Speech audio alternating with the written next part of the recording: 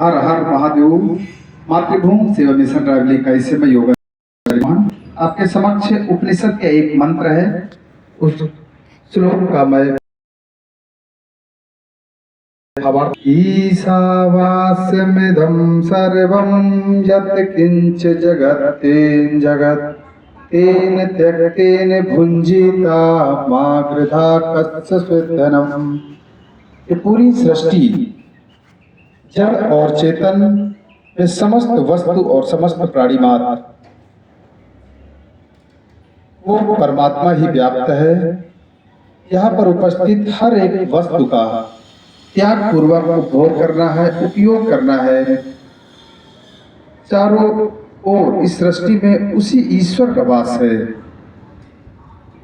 त्याग पूर्वक हमें संग्रह करना है, किसी भी वस्तु या व्यक्ति के पीछे हमें नहीं पड़ना है। धन्यवाद। Thank you so much. Her her Mahadev.